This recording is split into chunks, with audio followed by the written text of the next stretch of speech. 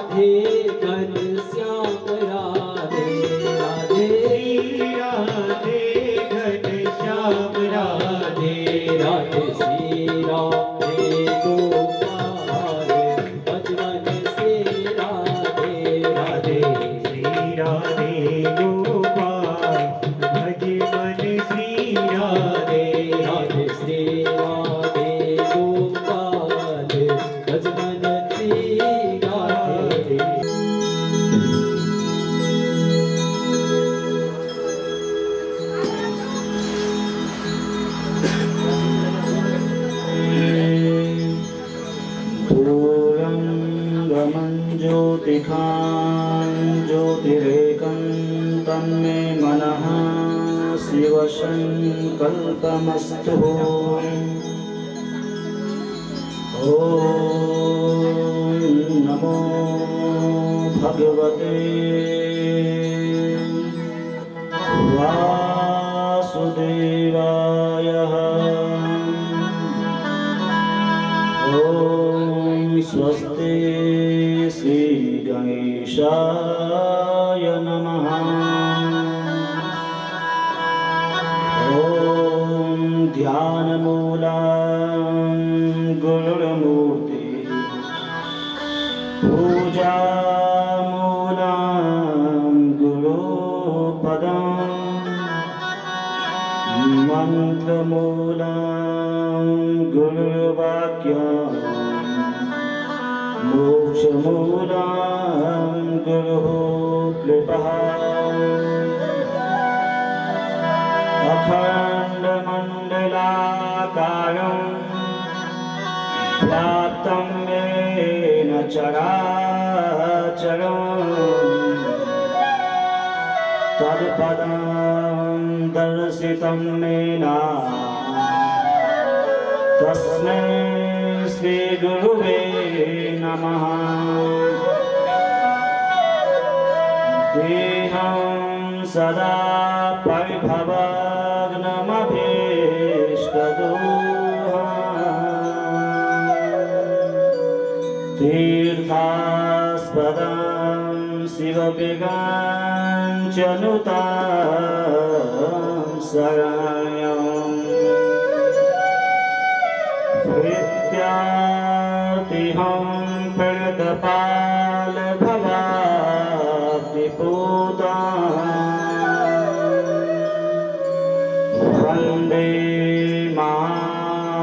श्रुते चरणारविन्दम्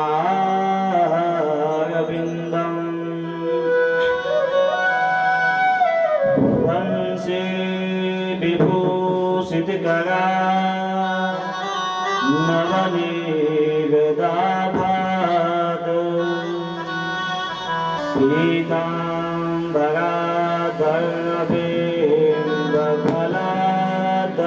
पीताम्बराधरवेन्द्रफलाधरोष्टात् पूर्णेन्दुसुन्दरमुखात् दर्वेन्द्रनेत्रात् कृष्णात् परं किमपि तमहं न जाने कृष्णस्त्वदीयपदपङ्कजपञ्चगान्ते अद्यैव मे विशतु मानसि राजहंसम् प्राणाप्रयाण समये कपटातपित्ता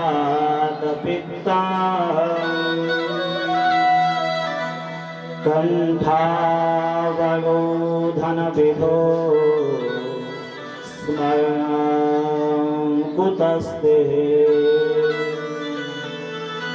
सृष्टो या सर्वरूपा जगदवनविधो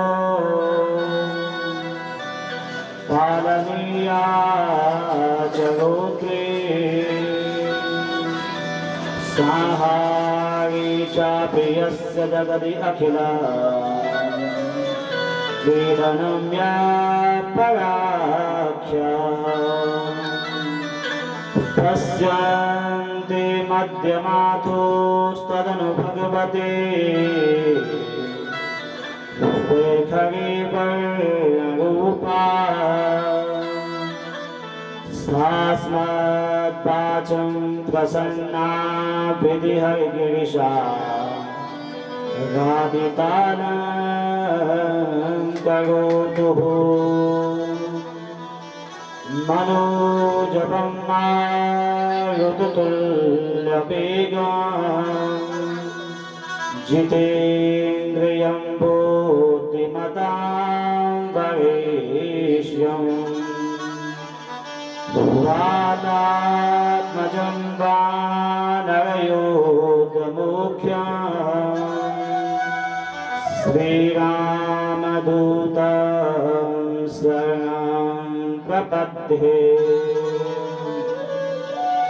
सरस्वती महाभागे विद्ये कमललोचने विद्यारूपं विशालाक्षी विद्यां देहीं सरस्वतीं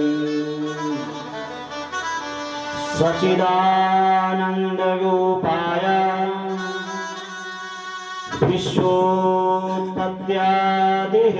विश्वोत्पत्त्यादिहेतवे तापत्रयविनाशाय श्रीकृष्णाय वयं नमः। बोले बांके बिहारी लाल की जय, राजा रामचंद्र भगवान की जय, हनुमान जी महाराज की जय, गंगे मैया की जय, यमुना मैया की जय, गौ माता की जय, श्रीमद्भागवत महापुराण की जय। जय जय श्री राधे श्याम, जय जय श्री राधे श्याम। आइए भगवान की कथा प्रारंभ करने से पहले 2 मिनट के लिए मन और वाणी को पवित्र करने के लिए भगवान के नाम का स्मरण करें। जय गोपाल राधा कृष्ण गोविंद गोविंद, जय गोपाल राधा कृष्ण गोविंद गोविंद, जय गोपाल राधा कृष्ण गोविंद गोविंद, जय गोपाल राधा कृष्ण गोविंद गोविंद कृष्ण गोविंद गोविंद राधा गोविंद गोविंद कृष्ण गोविंद गोविंद राधा गोविंद गोविंद कृष्ण गोविंद गोविंद राधा गोविंद गोविंद कृष्ण गोविंद गोविंद राधा गोविंद गोविंद गोपाल राधा कृष्ण गोविंद गोविंद जय गोपाल राधा कृष्ण गोविंद गोविंद राधा कृष्ण गोविंद गोविंद जय गोपाल राधा कृष्ण गोविंद गोविंद गोविंद गोविंद राधा गोविंद गोविंद कृष्ण गोविंद गोविंद राधा गोविंद गोविंद कृष्ण गोविंद गोविंद राधा गोविंद गोविंद कृष्ण गोविंद गोविंद राधा गोविंद गोविंद गोपाल राधा कृष्ण गोविंद गोविंद जय गोपाल राधा कृष्ण गोविंद गोविंद गोपाल राधा कृष्ण गोविंद गोविंद जय गोपाल राधा कृष्ण गोविंद गोविंद गोविंद माधव गोविंद गोविंद गोपाल राधा कृष्ण गोविंद गोविंद जय गोपाल राधा कृष्ण गोविंद गोविंद गोपाल राधा कृष्ण गोविंद गोविंद जय गोपाल राधा कृष्ण गोविंद गोविंद राधा गोविंद गोविंद राधा गोविंद गोविंद गोपाल राधा कृष्ण गोविंद गोविंद जय गोपाल राधा कृष्ण गोविंद गोविंद जय गोपाल राधा कृष्ण गोविंद गोविंद जय गोपाल राधा कृष्ण गोविंद गोविंद जय गोपाल राधा कृष्ण गोविंद गोविंद जय गोपाल राधा कृष्ण गोविंद गोविंद जय गुलाल राधा कृष्ण गोविंद गोविंद जय गुलाल राधा कृष्ण गोविंद गोविंद जन्म समुद्रेण पुण्येनैवा दुर्लभ्यते दुर्लभ कथा लोके दुनिया में कोई दुर्लभ वस्तु है बंधु तो दुर्लभ वस्तु क्या है दुर्लभेव कथा लोके श्रीमद् भागवतोद्भव श्रीमद् भागवत की कथा मिलना बड़ा दुर्लभ है क्योंकि कोटि जन्म समुत्थेना पुण्येनैव दुर्लभ्यते करोड़ों जन्मों के जब पुण्य उदय होते हैं तब जो है बंधु भागवत की कथा प्राप्त होती है और भागवत की कथा बंधु केवल भगवान कृष्ण का ही नहीं बल्कि राधा कृष्ण का स्वरूप है इसको बोलते हैं क्या लगाए तो सदा सेव्या श्रीमद् भागवती कथा यस्य श्रवणमात्रेण पापहानि प्रजायते एक जन्म नहीं बल्कि कोटि जन्म समुत्थेना जब करोड़ों जन्मों का भाग्योदय होता है बंधु तब भगवान कृष्ण की कथा प्राप्त होती है और ये कथा केवल कृष्ण की नहीं बल्कि राधा कृष्ण की है श्री कृष्ण की है क्योंकि एक बार भगवान श्री कृष्ण ने राधा से कहा कि राधा जब आप मेरे साथ नहीं होते हैं तो लोग मुझे कृष्ण नहीं कहते तो राधा रानी ने कहा कि आपको कृष्ण नहीं कहते तो क्या कहते हैं तो श्री कृष्ण ने कहा मुझे लोग काला काला कहते हैं क्योंकि कृष्ण काले हैं ना सावले हैं तो लोग मुझे जो है काला काला कहते हैं और जब आप मेरे साथ होते हैं तब लोग मुझे जो है श्री कृष्ण की उपाधि से विभूषित करते हैं श्री कृष्ण कहकर पुकारते हैं तो ये भागवत केवल कृष्ण का नहीं बंधु बल्कि राधा और कृष्ण का स्वरूप है। और भागवत में कितने मंत्र हैं? 18,000 मंत्र। और कितने अध्याय हैं?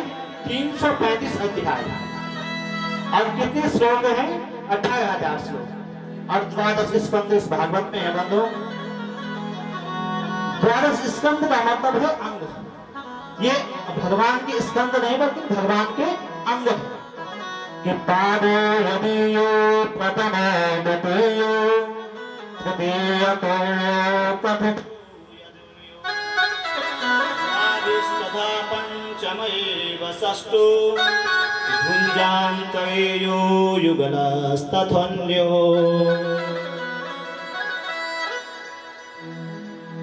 पादो यदीयो प्रथमो द्वितीयो, जो पहला स्कंद और दूसरा स्कंद है वो भगवान के दोनों पांव, और तीसरा और चौथा स्कंद जो है बंधुओं वो भगवान की जंघाएं हैं। नाभिस् तथा पंचम एव षष्ठो, और जो छठा, पांचवा और छठा स्कंद है वो भगवान की नाभि और उदर है। अकंठस्तु भुञ्जान्तरेयो युगलस्तथन्यो, और जो सातवां स्कंद और आठवां स्कंद है वो भगवान की दोनों भुजाएं हैं। अकंठस्तु राजन्नवमो यदीयो, और नवा स्कंद जो है भगवान का कंठ, और 10वां स्कंद में बांके बिहारी का जो है क्या है? हृदय है। क्योंकि आगे जब कृष्ण जन्म, परसों कृष्ण जन्म होगा चौथे दिन, तो भगवान कहाँ होता है जन्म? 10वें स्कंद में।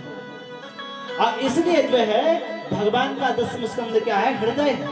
और हृदय में भगवान आते हैं। और 11वां स्कंद और 12वां स्कंद जो है, 11वां स्कंद भगवान का ललाट है और 12वां स्कंद भगवान का सिर है। इसलिए ये जो है 12 अंग मेरे परमात्मा के हैं, मेरे बांके बिहारी के हैं। इसलिए इस कथा को जो है सदा सेव्या श्रीमद् भागवती कथा यस्या श्रवणमात्रेण हरिश्चित्तं समाश्रयेत्। इस भागवत की कथा को सदा सेव्य, हमेशा सेवन करो। तो लोगों ने वेद व्यासी से पूछा, वेद व्यासी आप ये बताइए इस भागवत कथा को जो है नित्य सेवन करने से क्या होगा? हमेशा हम भागवत की कथा सुने, इससे मिलेगा क्या? सभी लोगों का स्वार्थ होता है, कुछ ना कुछ जो है सबका स्वार्थ होता है। तो कहा इस भागवत से क्या मिलेगा? कहा हरिश्चित्तं समाश्रयेत्। भगवान बांके बिहारी आकर जो है जब आप भगवान की कथा सुनोगे तो भगवान आपके हृदय में विराजमान हो जाएंगे। बोले बांके बिहारी लाल की जय। अब कल कथा में कितने लोग थे? हाथ उठाइए जब से, कितने लोग कथा में थे? सभी लोग थे। तो कल कथा कहाँ पर विराम हुई आप लोगों को याद है? मैं तो भूल गया, पर आप लोगों को याद होगा कि कथा कल हमने विराम कहाँ पे दिए थे? कि वृंदावन में देवऋषि नारद जी जब गए थे तो वहां पर उनको एक युवती दिखाई दी थी, और वह युवती जो है युवान थी और उसके गोद में जो है तो बूढ़े पुरुष सोए गए थे। और उस भक्ति महारानी ने जो है देवऋषि नारद जी को अपना परिचय दिया था कि मैं कौन हूँ? कि अहम भक्ति ख्याता इमो में तनयो मतो ज्ञान वैराग्य नामानो काल योगे न जरो। कि मेरा नाम क्या है? भक्ति। पर मैं युवान हूँ और मेरे जो दोनों बच्चे हैं वो बूढ़े हैं, और माँ युवान हो और बच्चे बूढ़े हो तो बात जमती नहीं। तो देवऋषि नारद जी से कहती है भक्ति महारानी, हे नारद जी आप मुझे मिले हैं, आप ही मेरे बच्चों का जो है वृद्धावस्था को समाप्त कीजिए। इनकी वृद्धावस्था समाप्त करने के लिए आप कुछ जो है मंत्र कीजिए, कुछ पूजा पाठ बताइए कैसे इनकी वृद्धावस्था समाप्त होगी। तो देवऋषि नारद जी ने कहा था कि भक्ति महारानी मैं इनकी वृद्धावस्था नष्ट तो नहीं कर सकता हूँ। कौन नष्ट कर सकता है इनकी वृद्धावस्था? कि जिन्होंने क्या किया कि द्रौपदी च परित्रातः येनको रव कल्मषात् पालिता गोप सौंदर्या सा कृष्णं क्वापि नो गतः। क्या कृष्ण को आप ही ना बता कि वो भगवान कृष्ण जिन्होंने जो है द्रौपदी के कष्टों को हरा, जिन्होंने पांडवों को जो है बचाया और जिन्होंने गोपियों का जो है जो विघा रूपी अग्नि में जो जल गई थी उनका विघा समाप्त किया था, वही भगवान आपके दुखों को समाप्त कर सकते हैं। तो देवऋषि नारद जी की जो है बहुत महिमा भक्ति मार्गाने गाने लगे कि जयति जगति माया यस्य काया तमस्ते वचन रचन वेकम केवलम चा कलैया ध्रुव पद्म पियातो यद्विपातो ध्रुवोया सकल कुशल पात्रम ब्रह्मपुत्रम नतास्मे। ये ब्रह्मा जी के पुत्र नारद जी आपको बंधन है, क्योंकि नारद जी के 4 शिष्य हुए, 2 बालक और 2 वृद्ध। बालक कौन कौन हुए कि ध्रुव पद्म पियातो यद्विपातो, और जैसे मंत्र जो है जैसे वेद पाठ को विराम देते देवऋषि नारद जी वहां पुनः उसी अवस्था को प्राप्त कर देते। तो चारों वेदों को सुनाया पर उनकी वृद्ध अवस्था समाप्त नहीं हुई। उसके बाद देवऋषि नारद जी ने जो है वेदांत का पाठ किया, जो वेदों का एक अंग है वेदांत, उसका पाठ किया। पर जैसे वेदांत का पाठ किया वो थोड़ा जाग गया और जैसे पाठ जो है विराम लिया वैसे भी उसी अवस्था को प्राप्त हो गया। तो देवऋषि नारद जी ने विचार किया कि जिस कन्हैया ने जो है जब अर्जुन को महाभारत के युद्ध में जो है मोह हो गया तो अर्जुन को भगवान ने गीता का उपदेश दिया। जिस गीता के उपदेश को सुनाकर भगवान ने नष्टो मोहा स्मृति लब्धा, अर्जुन का मोह समाप्त कर दिया था, उसी को मैं सुनाता हूँ। और देवऋषि नारद जी ने जो है गीता पाठ किया। कितनी बार? मुहुर्मुहु कई बार ने गीता का पाठ सुना। और जैसे गीता का पाठ सुनते वो जाग जाते और फिर उसी अवस्था को प्राप्त हो, पाठ बंद हुआ और फिर उसी अवस्था को प्राप्त। तो देवऋषि नारद जी के मन में बड़ी चिंता होने लगी और देवऋषि नारद जी के मन में जब चिंता हुई बंदो तो उसी समय आकाशवाणी भी कि व्योम वाणीं तदेवंधु माम से खिद्यतामिति उद्यमा सफलस्तेयं भविष्यति न संशयः। हे देवऋषि नारद जी, आप जो प्रयत्न कर रहे हैं आपका प्रयास सफल होगा और भक्ति महारानी के कष्टों की निवृत्ति होगी और उसके दोनों बच्चे युवान होंगे। पर आपको क्या करना पड़ेगा? कोई सत्कर्म करना पड़ेगा। आकाशवाणी ने कहा कि आपको सत्कर्म करना पड़ेगा।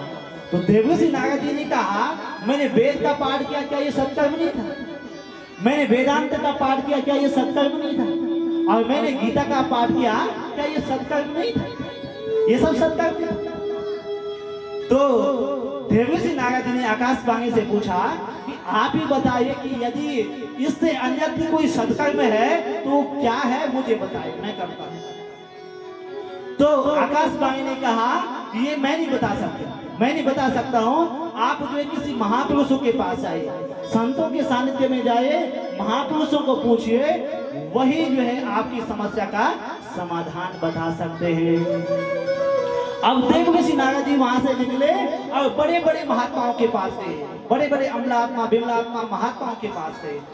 और जब देवऋषि नारद जी ने उन महात्माओं को पूछा कि महाराज कोई सत्कर्म बताए कि जिससे जो है भक्ति महारानी के दोनों पुत्र जो हैं उनकी वृद्धावस्था समाप्त हो जाए, तो कई संतों ने तो जो है दूर से नमस्कार कर दिया, क्योंकि नारद जी कोई साधारण नहीं है, साधारण ऋषि नहीं। अहो नारद धन्यों से विरक्तारा शिरो मंगे, विरक्तों के शिरो मंगे, मुकुट मंगे देवऋषि नारद जी। और जब संतों के पास गए तो संतों ने कहा कि कोई संत ने, किसी ने हाथ जोड़ दिया, महाराज आजकल हमारा मौन बढ़ता है।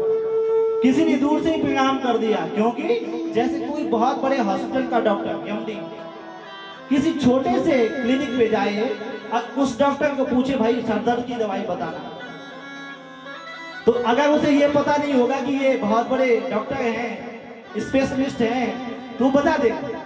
पर जब उसे ये पता लग जाएगा कि बहुत बड़े हॉस्पिटल के बहुत स्पेशलिस्ट डॉक्टर हैं, वो नहीं बता पाएगा। बता देगा? नहीं बता सकता। तो देवर्षि नारद जी बहुत बड़े संत हैं, अब उनको देख करके संतों ने हाथ जोड़ दिए। भूखी भूतस्ततान्ये तो कियत्तन्तोज पालिता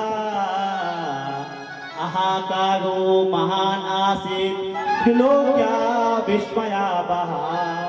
तीनों लोगों में हाहाकार मच गया, कहीं समस्या का समाधान नहीं मिला। और जब कहीं समस्या का समाधान नहीं मिला बंधुओं, तो देवभूमि उत्तराखंड में आए। कहा? देहरादून में बद्रीनाथ धाम। और बद्रीनाथ धाम में जब देवर्षि नारद जी गए और बद्रीनाथ धाम में जाके मन में विचार किया कि वहां जाकर मैं, जहां भगवान नर नारायण की भूमि है, वहां जाकर मैं तपस्या करूंगा और वहां मेरी समस्या का मुझे समाधान मिलेगा। और देवर्षि नारद जी सीधे बद्रीनाथ धाम में गए। और बद्रीनाथ धाम में किससे मुलाकात हुई थी? कल बताया था मैंने आपको कि 4 ऋषि हैं, सनक, सनंदन, सनातन और सनत कुमार। तो जब वहां पर देवर्षि नारद जी को 4 ऋषि मिले तो उनको ये सारी व्यथा उन्होंने बताई संसार की। समझ गया बात? ये सारी व्यथा उनको उन्होंने बताई नारद जी ने कि संसार में ऐसा ऐसा जो है मैंने देखा, परंतु अब मुझे विश्वास है कि आप जैसे महान संत मुझे मिल गए हैं। क्योंकि सनत कुमार कोई साधारण संत नहीं, ऐसा भ्रूभंग मातेगा द्वारपालो हरेगा भूत। एक बार जो है ये 4 भाई कहाँ गए? भगवान के दर्शन करने के लिए वैकुंठ धाम गए। और जब वैकुंठ धाम में गए तो भगवान के जो द्वारपाल हैं वो जय और विजय, द्वारपाल हरे के दो जय और विजय जान सबको हो। 2 द्वारपाल भगवान के हैं। और जब बंधु वैकुंठ में ये लोग गए तो इन्होंने भगवान से मिलने की इच्छा जताई उन द्वारपालों से, जय और विजय से। तो द्वारपालों ने कहा वैसे तो आप जा सकते हैं, परंतु इस समय हमारे बांके बिहारी हमारे कृष्ण जो हैं इस समय विश्राम की बेला है, इसलिए आप थोड़ा प्रतीक्षा कीजिए और उसके बाद आप जा सकते हैं। तो जब सनत कुमार को उन्होंने रुकने के लिए कहा तो देवर्षि जो सनत कुमार है उन्होंने कहा हमें आप भगवान से मिलने से रोकते हो। और सनत कुमार ने उन दोनों को, भगवान के पार्षदों को श्राप दे दिया। और जब श्राप दे दिया तो 3 जन्मों तक उनको जो है राक्षस बनना पड़ा। एक जन्म में हिरण्यकश्यप हिरण्याक्ष बने, दूसरे जन्म में रावण और कुंभकर्ण बने, और तीसरे जन्म में जो है शिशुपाल और दंतवक्र बने। और उन तीनों को उद्धार करने के लिए भगवान को अवतार लेने पड़े। कितने? 4 अवतार। हिरण्याक्ष को मारने के लिए भगवान ने वराह अवतार लिया, हिरण्यकश्यप को मारने के लिए भगवान ने नरसिंह अवतार लिया, और रावण और कुंभकर्ण को मारने के लिए भगवान ने राम अवतार लिया, और दंतवक्र और शिशुपाल को मारने के लिए भगवान ने जो है कन्हैया का अवतार लिया। बंधुओं, तो जिनको सनत कुमार की दृष्टि में गिर जाए उनको भगवान भी बचा नहीं सकते। भगवान को भी जो है उनको बचाने के लिए 4 जन्म लेने पड़े। तो अब जो है नारद जी कहते हैं कि मुझे विश्वास है कि उन भक्ति महारानी के दोनों पुत्रों के कष्ट की निवृत्ति के लिए जो है आप ही मुझे कोई उपाय बता सकते हैं। तो सनत कुमार ने बंधुओं बहुत सुंदर उपाय बताया कि सत्कर्मा सूचको नूनम ज्ञान यज्ञ बुधे श्रीमद् भागवता लापा साधु गीता सुखा। देवर्षि नारद जी को उन्होंने कहा आप एक सत्कर्म कीजिए, एक छोटी सी दवाई है, आप जगह जगह क्यों घूमें? एक छोटी सी दवाई है। क्या दवाई? कि सत्कर्मा सूचको नूनम ज्ञान यज्ञ बुधे, कि ज्ञान यज्ञ कीजिए। कौन सा ज्ञान यज्ञ? भागवत का ज्ञान यज्ञ कीजिए।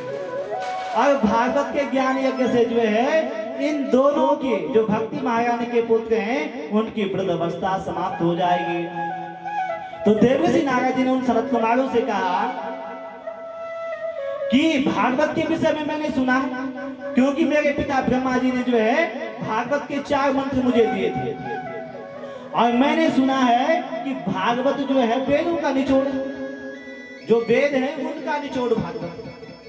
तो जब मैंने वेद का पाठ कर लिया, वेदांत का पाठ कर लिया, गीता पाठ कर लिया, और उससे जब कुछ नहीं हुआ तो भागवत से क्या हो जाएगा? समझिए आप बात? जब उससे कुछ नहीं हुआ तो भागवत से क्या हो जाएगा? क्योंकि भागवत तो जो है वेदों का निचोड़ है। तो सनत कुमार ने बहुत सुंदर दृष्टांत दिया बंधु कि वेदोपनिषदां सारं जाता भागवते कथा अत्युत्तमा तथा भाते पृथक भूता फलकृति। सनत कुमार ने बहुत सुंदर उदाहरण देकर समझाया कि नारद जी आप सत्य कहते हैं कि वेदों का फल जो है, वेदों का ही निचोड़ भागवत है। अब आम खाने की इच्छा हो, ठीक है, अभी आम खाने की इच्छा हमारी हो गई और आम का सीजन नहीं है, आम का सीजन नहीं है और आम खाने की इच्छा हो गई। आम का नाम सुना मन में जो है आम खाने की इच्छा जाग गई। अब हम सोचें कि हमारे बगीचे में जो है एक आम का पेड़ लगा है, और जब आम के पेड़ से आम का फल होता है ना, तो जब आम का फल इतना मीठा होता है तो जिस पेड़ से फल होता होगा वो पेड़ कितना मीठा होगा है? वो पेड़ कितना मीठा होगा। अब हम बगीचे में गए और आम की एक टहनी तोड़ दी और टहनी तोड़ करके चूसने लगे, ठीक, और जब टहनी को चूसने लगे तो स्वाद नहीं आएगा वो स्वाद। जो फल में स्वाद है वो पेड़ में स्वाद है, भले ही फल जो है पेड़ से ही होता है, पर जो स्वाद फल में है वो पेड़ में नहीं है। इसलिए भागवत जो है वेदों का सार है, पर ये क्या है? फल है। निगम कल्पतरो गलितम फलम। अब जैसे कोई माँ बहन बेटी सुंदर सी पूड़ियां बना रही हो घर में, अब घी में बना रही हो, अब घी समाप्त हो जाए, घी खत्म हो जाए, अब विचार बनाए कि दूध से घी बनता है कि नहीं बनता। अब दूध से घी बनता है तो घी खत्म हो गया, अब दूध हमारे पास है 2 किलो, तो आप कढ़ाई में दूध डालेंगे तो पूड़ियां बन जाएंगी? नहीं बनेंगी।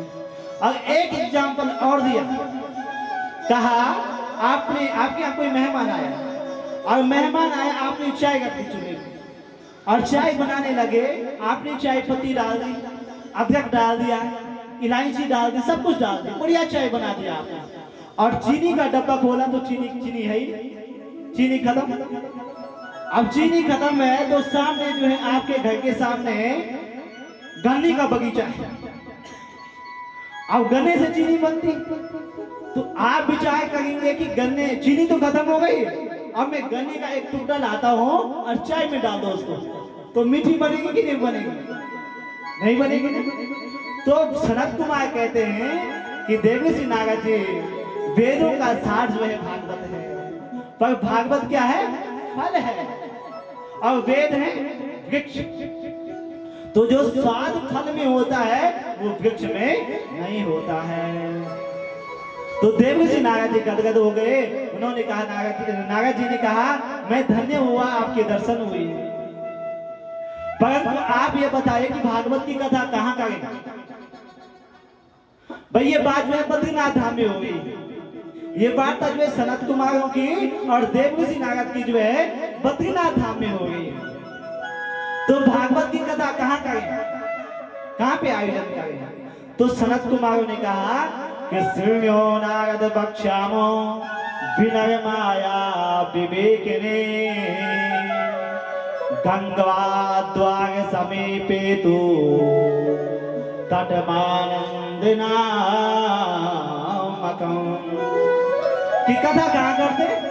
हरिद्वार में। अब आप ये बताइए मुझे कि बद्रीनाथ धाम से पुण्य स्थान कोई है? 4 धामों में एक बद्रीनाथ धाम, क्या वहां कथा नहीं हो सकती? तो बद्रीनाथ में कथा में कोई दिक्कत थी, होने में दिक्कत थी, तो केदारनाथ बगल में था, केदारनाथ में कथा हो जाती। तो केदारनाथ में कथा नहीं की, तो क्या गंगा का तट चाहिए था, तो गंगोत्री धाम में कथा हो सकती थी, गंगोत्री धाम में कथा हो सकती थी, वहां पर नहीं कहा। ऋषिकेश में कथा हो सकती थी, परंतु सनत कुमारों ने कहा कि गंगा द्वार समीपे तो तटमानंद नामकं, गंगा द्वार पर। और गंगा द्वार कौन है? हरिद्वार। अब मैं आपको पूछूं कि रात में लाइट चले जाए, अब लाइट चले जाए, आपके पास एक इमरजेंसी लाइट हो, इमरजेंसी लाइट एक हो आपके पास, और आप आंगन में बैठे हैं, कुछ लोग जो हैं आंगन में बैठे हैं और कुछ अंदर जो है कक्ष में बैठे हुए हैं। अब आप ये विचार करेंगे, एक लाइट आपके पास है और आप चाहते हैं कि आंगन में भी उजाला हो और घर के अंदर भी उजाला हो, बाहर भी उजाला हो और अंदर भी उजाला हो, और लाइट आपके पास कितनी है? एक। तो कैसे कैसे आएगा लाइट? दोनों जगह उजाला कैसे हो? बताए कैसे हो? कि राम नाम मन दीप धरो, जय दे हरिद्वार। आपको क्या करना पड़ेगा? उस उजाले को राम नाम मन दीप धरो, जय दे हरिद्वार, देनी होती है घर की देनी, उसमें आपको लाइट रखनी पड़ेगी। और जब उसमें लाइट रखेंगे तो आपके घर भी बाहर भी उजाला होगा और कक्ष में भी उजाला होगा। वैसे यदि आपने हृदय में भी उजाला बनाना है और बाहर भी प्रकाशमय बनाना है और हृदय के अंदर भी प्रकाशमय बनाना है, तो राम नाम मन दीप धरो। कहाँ पे रखना है राम नाम? कृष्ण नाम को कहाँ पे रखना है आपने? जीवा। और जब जीवा में कृष्ण के नाम को रखेंगे तो आपके हृदय में भी उजाला होगा और बाहर भी उजाला होगा। बोले भागवत भगवान की जय। अब सनत कुमार देवऋषि नारद जी सीधे बद्रीनाथ धाम से चले और हरिद्वार में जो है पावन गंगा के तट पर पहुंचे। आनंद नाम का तट है, उस तट पर जब आए तो कितने वक्ता है? 4, सनक, सनंदन, सनातन और सनत कुमार। और श्रोता है एक, यहाँ तो बहुत है पर वहां एक ही श्रोता था, देवऋषि नारद जी। और जब एक श्रोता ध्यान से सुन ले तो हजारों की आवश्यकता नहीं होती। तो जब हरिद्वार के पावन तट पर ये कथा होने लगी और सारे ऋषि मुनियों में ये बात पहुंची कि भाई हरिद्वार में जो है भागवत की कथा हो रही है।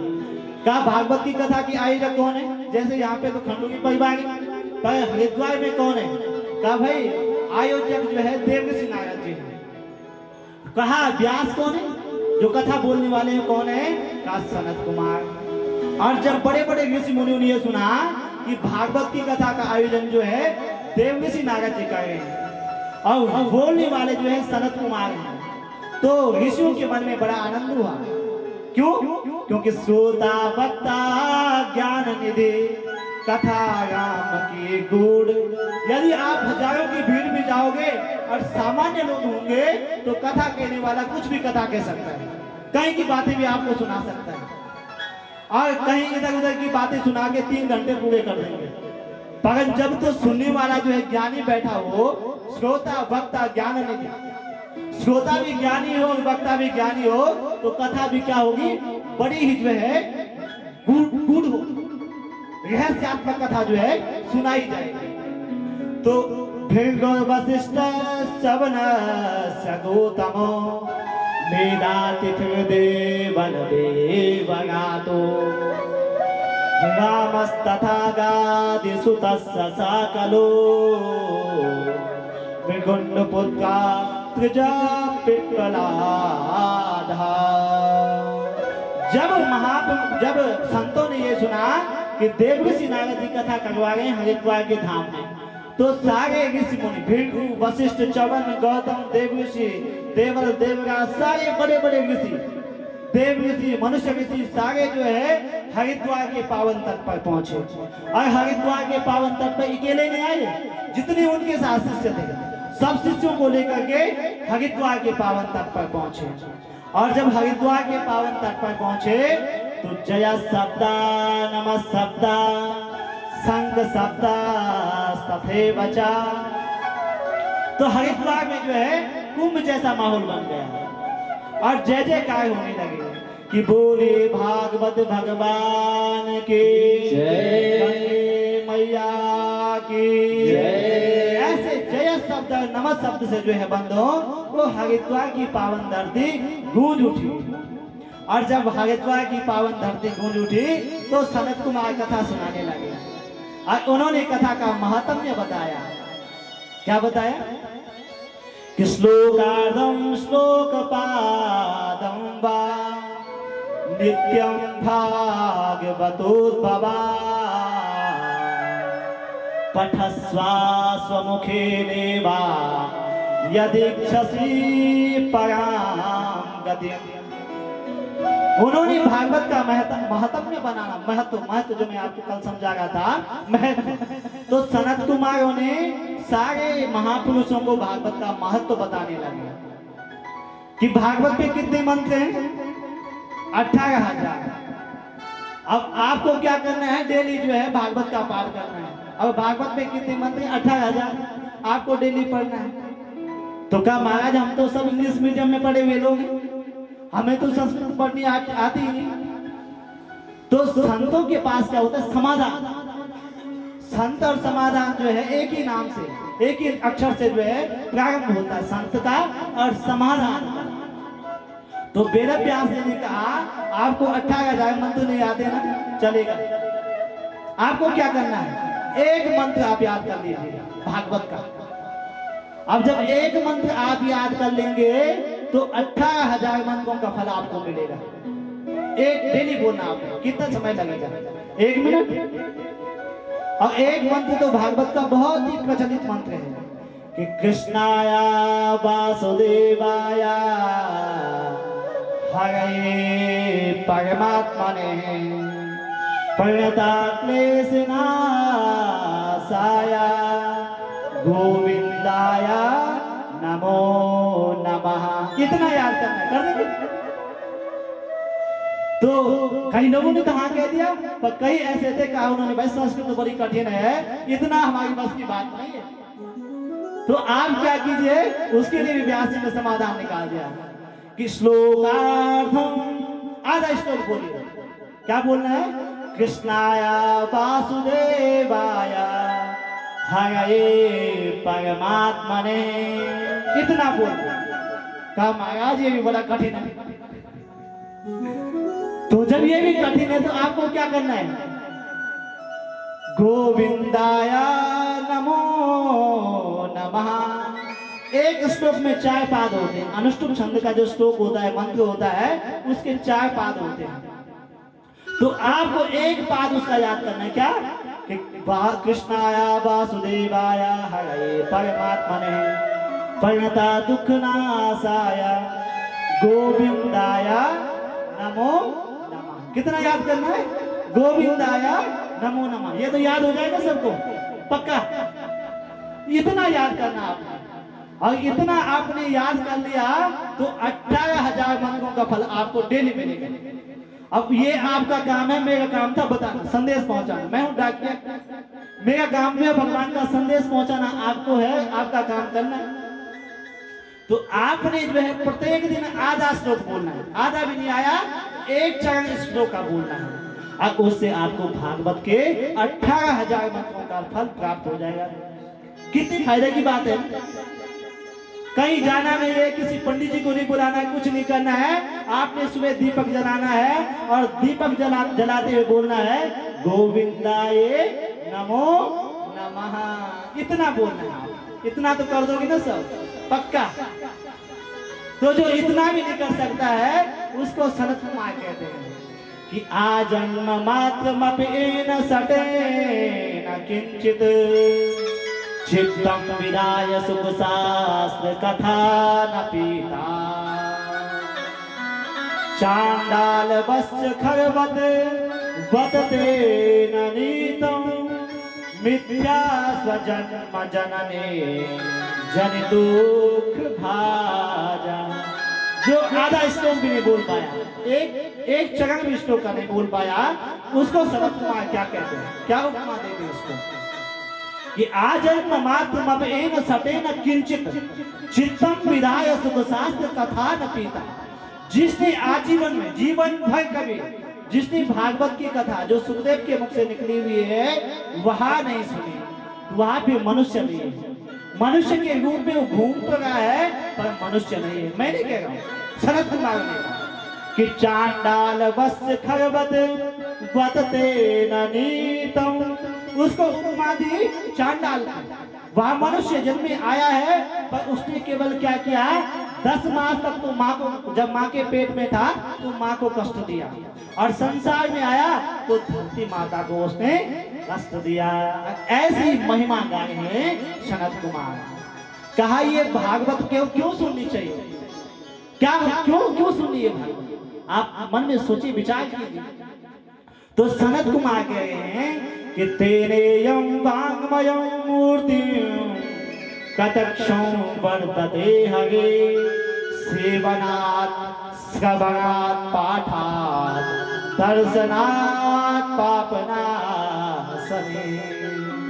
तेरे यम वांगमयम मूर्ति, ये भगवान की वांगमय मूर्ति है। दुनिया में न जाने कितने कलाकार हुए हैं।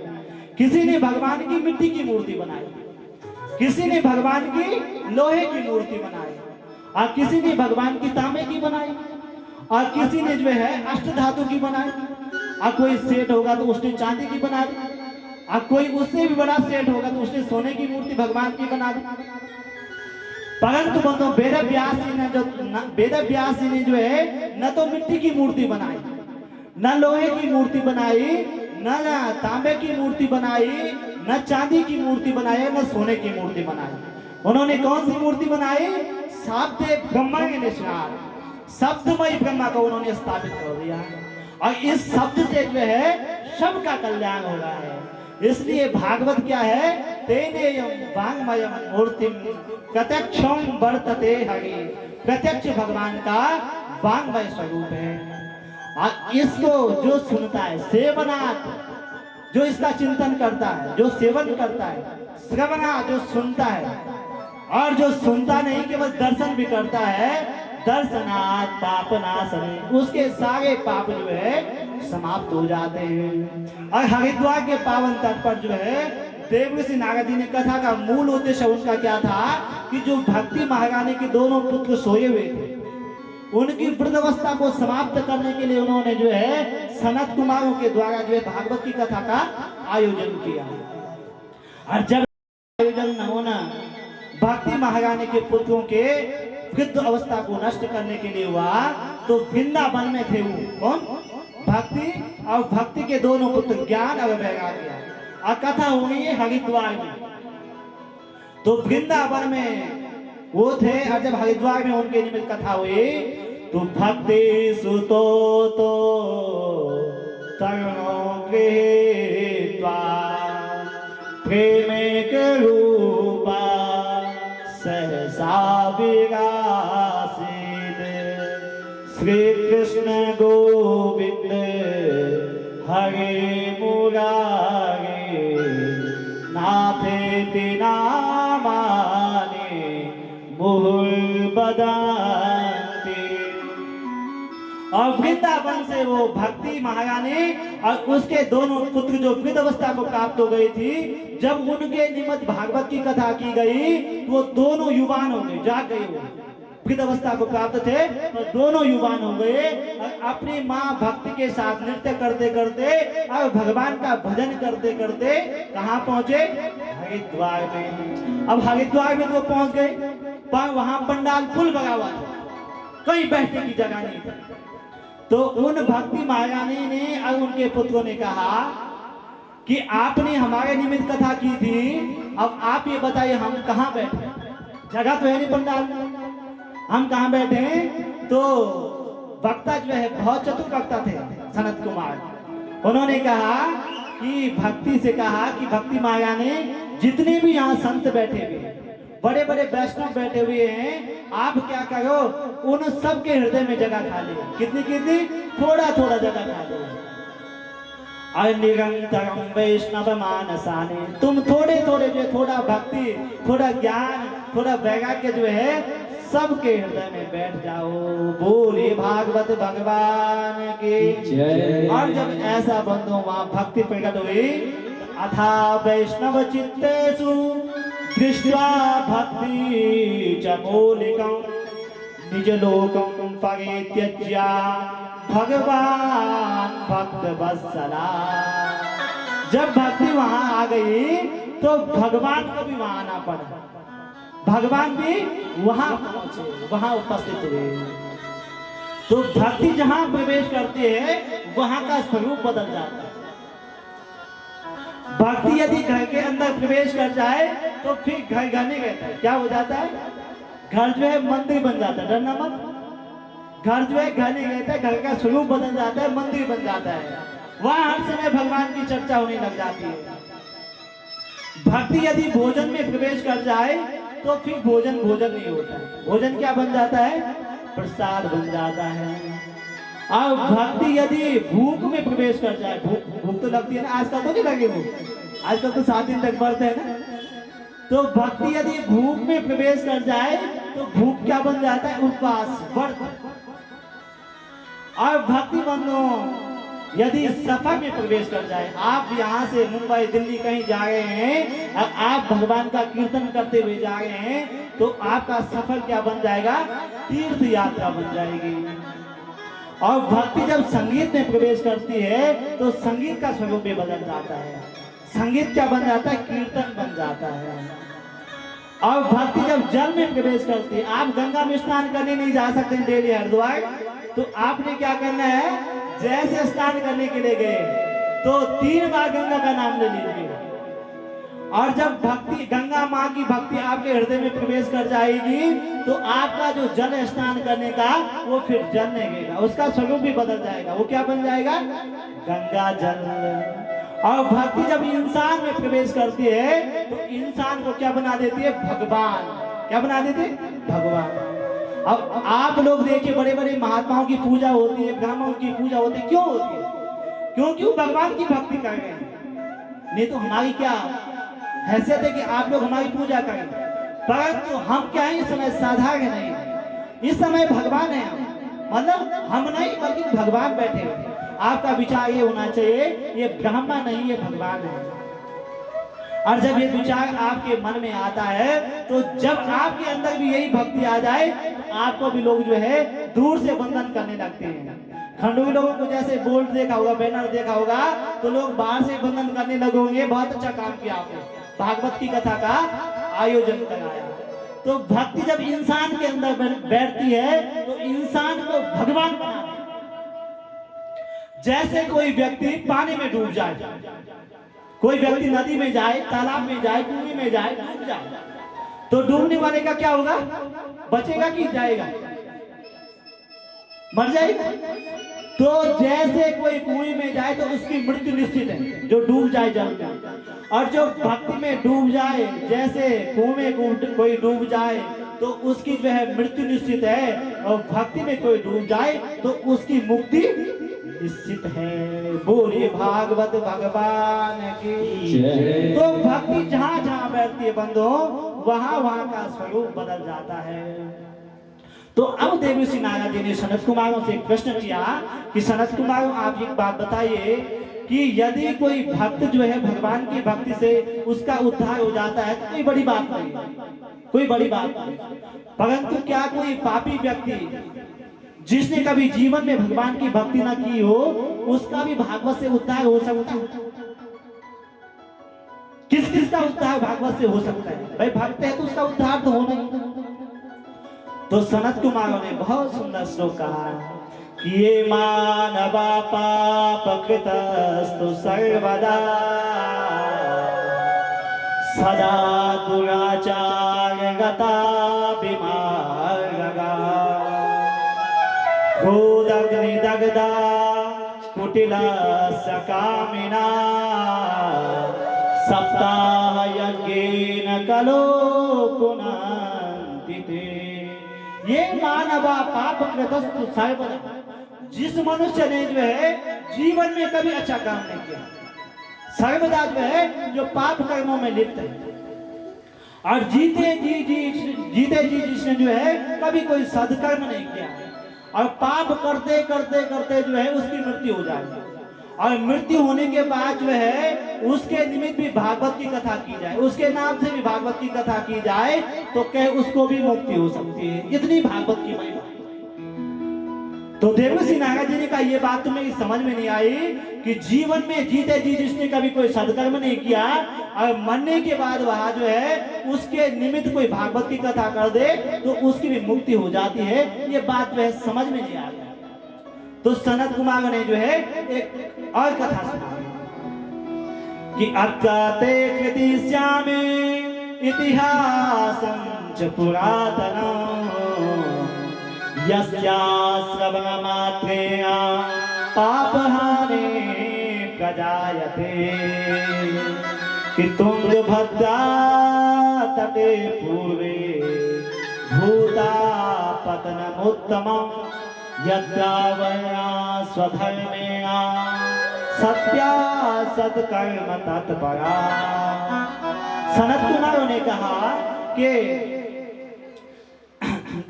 उत्तम नाम का एक नगर है, उस नगर में जो है सभी वर्णों के लोग निवास करते हैं, ब्राह्मण क्षत्रिय वैश्य सारे लोग जो है उस गांव में निवास करते हैं। और वहाँ एक पंडित जी रहते हैं जो बहुत ही मनस्वी हैं, यशस्वी हैं, बहुत ही विद्वान हैं, द्वितीय उपासना दूसरे सूर्य भगवान की तरह ज्ञान में प्रवीण है। और ब्राह्मण देवता बड़े मनस्वी हैं, यशस्वी हैं, तपस्वी हैं। और ब्राह्मण के यहाँ क्या होता है, नित्य पूजा होती है, पाठ होता है, यज्ञ होता है। और उनकी जो पत्नी है ठीक पंडित जी के विपरीत है कि लोक वार्ता क्रूरा कायसो बहुजल्पिका। ब्राह्मण का नाम है आत्मदेव और उनकी पत्नी जो है ठीक उनके विपरीत स्वभाव के विपरीत है, उसका नाम है धुंधली। तो ब्राह्मण के घर में पूजा होती है, पाठ होता है, यज्ञ होता है, परंतु वहां शांति नहीं है।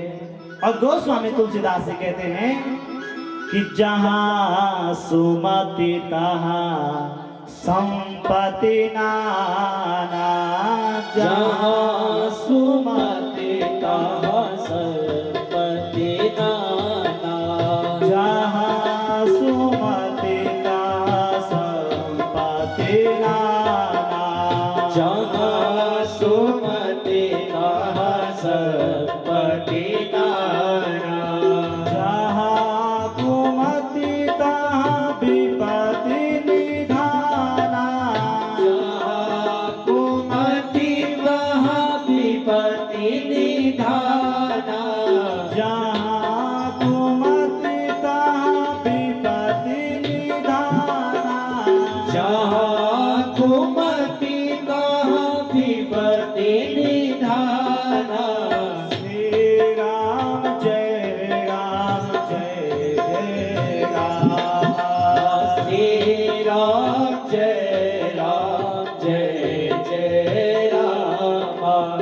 जहाँ सुमति तहाँ संपत्ति नाना, जहाँ सुमति तहाँ संपत्ति नाना, जहाँ कुमति तहाँ विपत्ति निधाना।